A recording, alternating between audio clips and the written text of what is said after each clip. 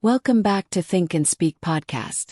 Today's topic is something everyone uses, but not everyone masters. How to talk about emails in English.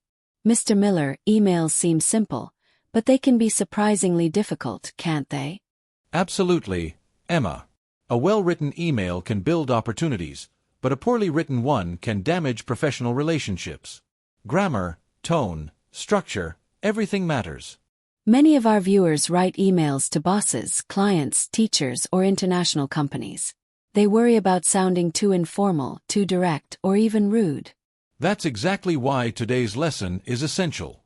We will explain modern email vocabulary, formal versus informal tone, useful phrases, grammar structures, and real examples you can use immediately. If you want your English to sound professional and confident in emails, this episode is for you. Like this video right now and comment below. What is the most difficult part of writing emails in English? Stay with us until the end, because after this lesson, you will write emails that truly impress. Mr. Miller, let us begin with the basics. Many learners do not know how to properly start and structure an email in English.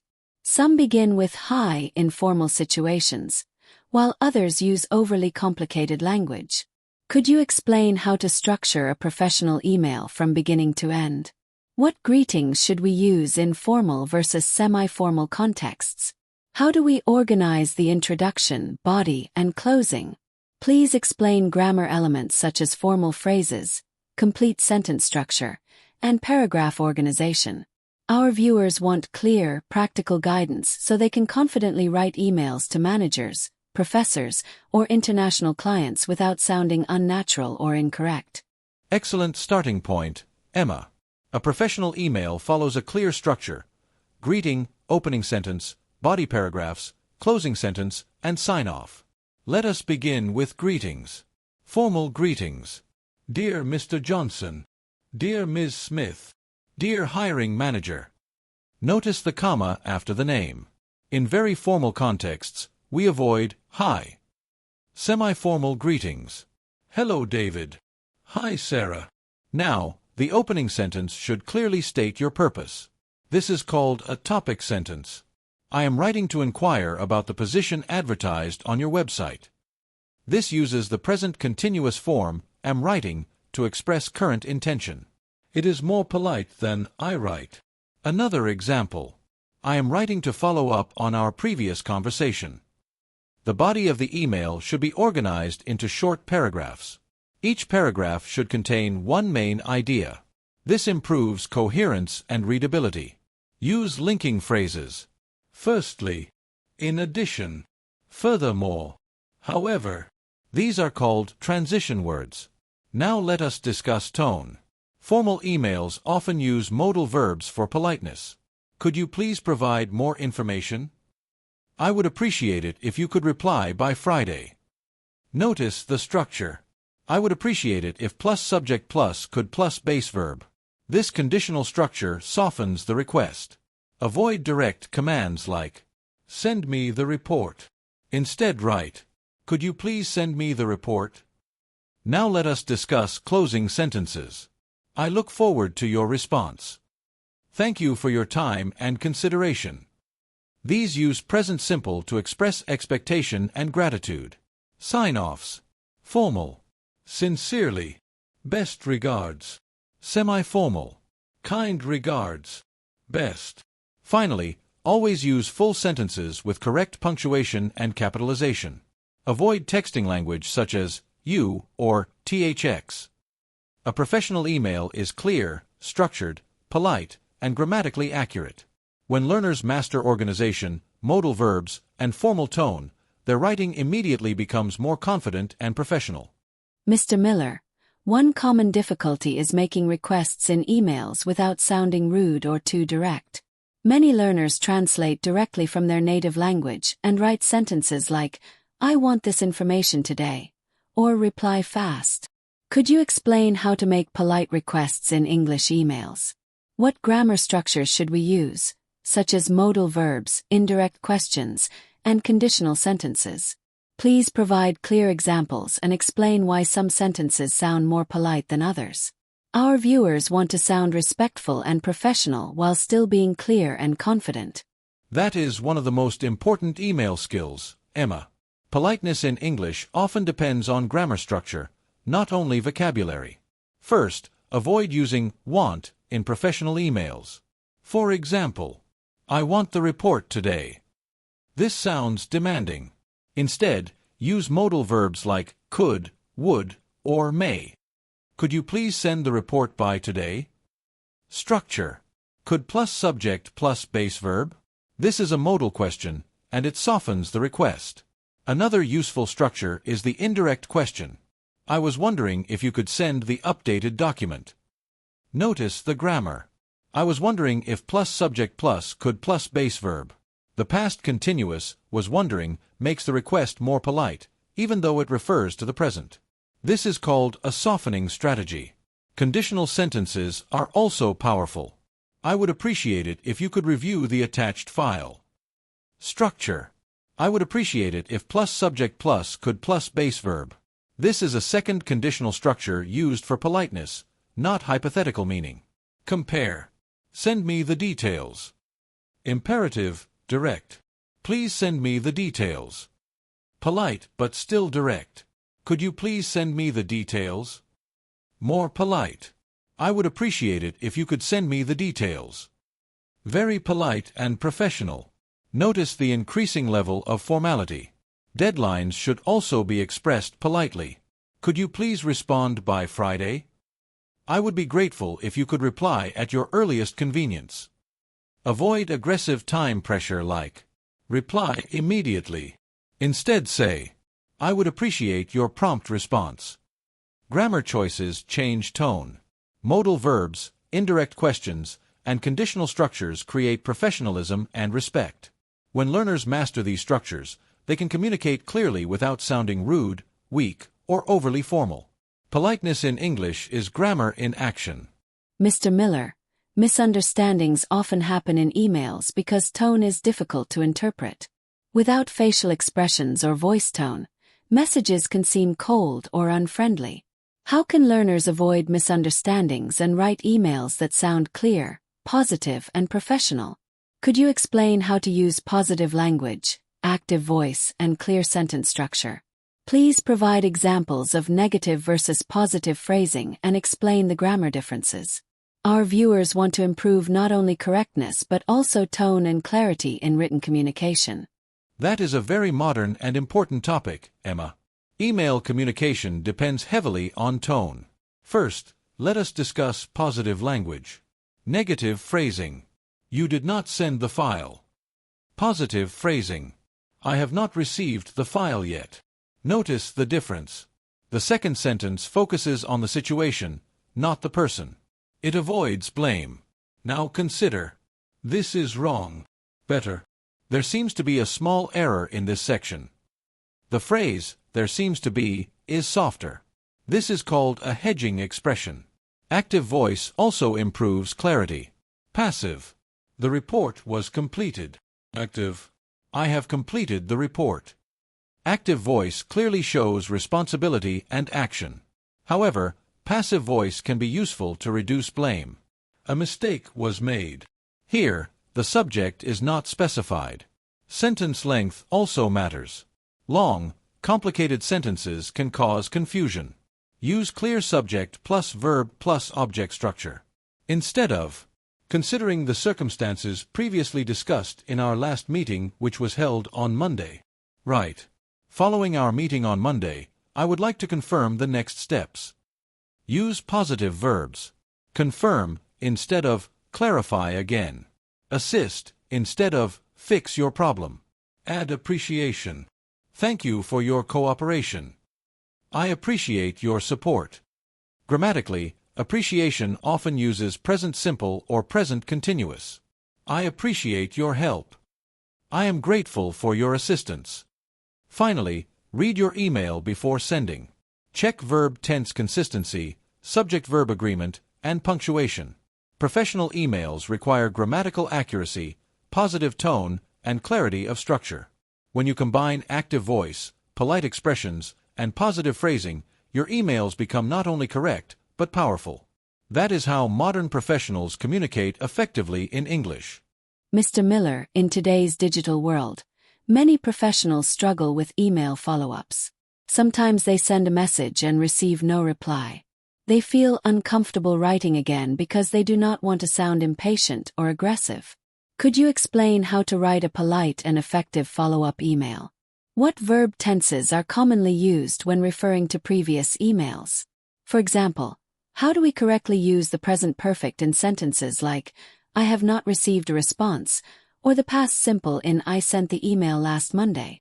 Please explain the grammar behind these choices and provide structured examples. Our viewers want to remain professional while gently reminding someone to respond. That is a very practical topic, Emma. Follow-up emails are common in business communication, and tone is extremely important. Let us begin with verb tense. When referring to a previous email, we often use the past simple to mention a specific time. I sent you an email last Monday. We discussed this issue during our meeting yesterday. The past simple is used because the action happened at a definite time in the past. However, when referring to something that started in the past and still affects the present, we use the present perfect. I have not received a response yet. I have not heard back from you. Structure. Have / has plus past participle. The word yet is commonly used in negative present perfect sentences. Now let us structure a polite follow-up. Opening line. I hope you are doing well. Then reference your previous email. I am writing to follow up on my previous email regarding the project proposal. Notice the present continuous am writing, which sounds polite and professional. Now make the request. I would appreciate it if you could provide an update at your earliest convenience. This is a conditional structure used for politeness. I would appreciate it if plus subject plus could plus base verb. Avoid aggressive phrases such as, why haven't you replied? Instead say, I just wanted to check whether you had the opportunity to review my message. The phrase, just wanted to check, softens the tone. The past form, wanted, is used as a politeness strategy, not to indicate past time. Close professionally. Thank you for your time and attention. A follow-up email should be short, clear, and respectful. Use past simple for specific time references, present perfect for ongoing relevance, and conditional forms for polite requests. This structure ensures professionalism without sounding impatient. Mr. Miller, let us discuss email replies. Many learners are unsure how to respond professionally, especially when agreeing, disagreeing, or giving bad news. For example, how do we politely decline an invitation or reject a proposal without sounding negative? What grammar structures and phrases can help soften disagreement? Could you explain the use of contrast linkers such as however, although, and unfortunately? Our viewers want to write replies that are honest, clear, and respectful at the same time. That is an essential skill, Emma.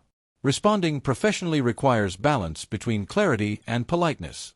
Let us begin with agreement. I completely agree with your suggestion. I believe this is an excellent idea. These use present simple to express opinion. Now let us move to polite disagreement. Avoid direct negative statements like, you are wrong. Instead, use softer structures. I see your point, however, I would like to suggest an alternative. Notice the contrast linker, however. It connects two contrasting ideas. It is usually followed by a comma. Another useful linker is although. Although I understand your concerns, I believe we should consider another option. Structure. Although plus subject plus verb, main clause. Now let us discuss declining politely. Direct. I cannot attend. More professional. Unfortunately, I will not be able to attend the meeting. The adverb, unfortunately, prepares the reader for negative information. Another example. Thank you for the invitation, however, I must decline due to a prior commitment. Here, must expresses obligation, not personal refusal. To reject a proposal politely. After careful consideration, we have decided not to proceed at this time. Notice the present perfect, have decided. It emphasizes a completed decision with current relevance. Another structure. While we appreciate your offer, it does not fully meet our current needs. While introduces contrast in a formal tone. When giving bad news, combine appreciation and explanation. We truly value your effort, however, we have chosen another candidate. Professional replies use contrast linkers, modal verbs, hedging phrases, and formal vocabulary. By structuring agreement, disagreement, and refusal carefully, learners can communicate honestly without damaging relationships. Professional email replies are not about avoiding truth, they are about expressing truth respectfully and clearly. Mr. Miller, in modern workplaces, emails are often short and fast, especially when teams communicate daily. However, some learners are unsure how to write concise emails without sounding abrupt or unfriendly. How can someone write short, efficient emails that are still polite and professional? What grammar strategies help with clarity and brevity? For example, how can we use simple sentence structures, bullet-style organization, and clear subject lines effectively? Please explain how to avoid unnecessary words while maintaining complete sentences and correct grammar. Our viewers want to sound modern and efficient in their email communication, especially in business environments where time is limited. That is a very modern question, Emma. In today's professional world, clarity and brevity are highly valued. First, let us discuss sentence structure. Short emails should use clear subject plus verb plus object patterns. Instead of writing, "I am writing this email to inform you about the fact that we will be having a meeting tomorrow." Write, "We will have a meeting tomorrow." This sentence is direct, active, and efficient. It uses the future simple tense, will plus base verb. Avoid unnecessary phrases such as, "I would like to inform you that," "It should be noted that." These are called wordy expressions. Now let us talk about subject lines. A good subject line is specific and concise. Meeting confirmation, March 12th. Project update, final draft attached. Notice the use of nouns and capital letters for clarity. In short emails, organize information logically. Please confirm your availability, the final budget, the deadline. Bullet-style formatting improves readability, even if written in sentence form. Politeness can still be maintained with short phrases. Please confirm. Thank you. Let me know if you have questions. These are complete imperative or declarative structures. Now consider tone. Compare. Send the file. Please send the file. Adding "please" transforms the tone without adding complexity. Use contractions in semi-formal emails. I've attached the document. We're ready to proceed. Contractions create a modern, natural tone. Brevity does not mean incomplete grammar. Avoid sentence fragments like, "Need answer ASAP." Instead write, "I need your response as soon as possible." Efficient emails use active voice, simple tenses, and clear structure. Modern professionals respect time. When you combine clarity, politeness, and grammatical accuracy, your emails become powerful and efficient. Mr. Miller, finally, emails often include attachments, links, and references to documents. Many learners are unsure how to mention attachments correctly in English. Should they say, "I send you the file," or "I have attached the file"? What is the correct grammar when referring to attached documents? Could you explain the use of present perfect versus past simple in this context? And provide practical examples. Our viewers want to sound confident and grammatically accurate when sharing files in professional emails. Excellent final question, Emma. Referring to attachments correctly is essential in professional communication. First, let us correct a common mistake. Incorrect. I send you the file. Correct. I am sending you the file. I have attached the file. Now let us analyze the grammar. I am sending you the file uses the present continuous tense. It emphasizes the action happening now, at the moment of writing. Structure. Subject plus am slash is slash are plus verb ing. This is common in email communication because the writing and sending occur simultaneously. Now consider, I have attached the file. This uses the present perfect tense. Have slash has plus past participle. It emphasizes the result. The file is now attached. The action is complete, and the result affects the present moment. This is the most common and professional structure in formal emails. You can also say, "Please find the attached file." This is a formal fixed expression. It uses the imperative find, but it functions politely in business English. Another example. The report has been attached for your review. This is present perfect passive voice. Has been plus past participle. It sounds more formal and objective. If referring to a specific time in the past. I sent the document yesterday. This is past simple because the time expression yesterday makes the action definite. Avoid redundancy. I have attached the attached file. Incorrect repetition. Be clear and concise. I have attached the revised proposal. Please review the attached invoice. You may also reference links. I have included the link below. The link is provided in the second paragraph. Professional attachment language relies on present perfect for completed actions with present relevance, present continuous for current actions, and past simple for definite past events. Mastering these subtle grammar choices makes your emails accurate, confident, and professional. That is how modern communication works in global English.